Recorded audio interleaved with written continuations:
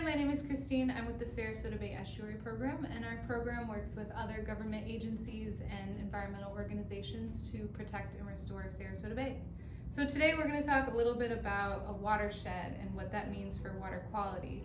So we like to say wherever you are in the state of Florida and Sarasota County, you are connected to water somehow.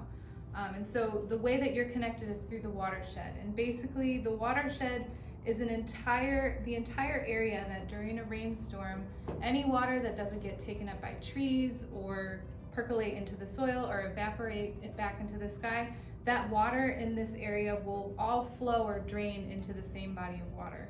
So if this is Sarasota, all of the water, we could be east of 75 on a farm, we could be right downtown in an apartment building. All of that water will drain into Sarasota Bay or drain into a creek like Philippi Creek or Whitaker Bayou before ending up in Sarasota Bay.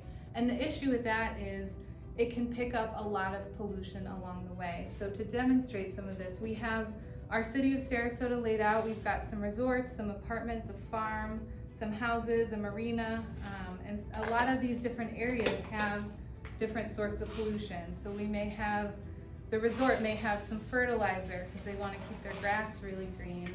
We may have some pesticide coming off of the farm up here in the corner. We may have the residential area with some pet waste. You know, I know we all love our dogs, but sometimes it's hard to pick up in the backyard, so that can sometimes be a problem.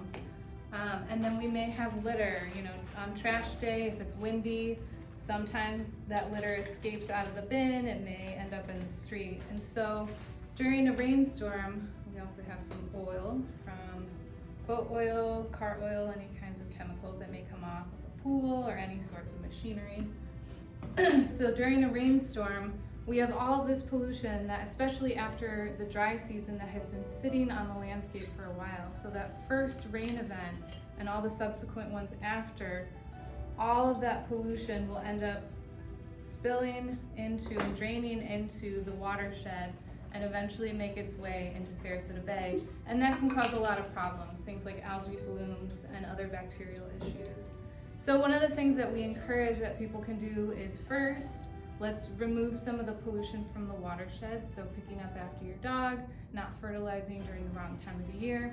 And then the other thing we can do is to reduce some of that stormwater. So creating places for water to sit, to percolate, to soak into the soil, to get taken up by trees. So these are things like native plants. We're going to pretend these are trees and plants.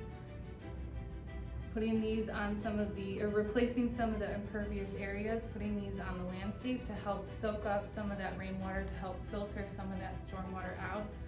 The other thing people can do is to capture rainwater in things like rain barrels or rain gardens, bioswales. All of these different features help to reduce the amount of pollution and the amount of stormwater that can bring pollution into Sarasota Bay.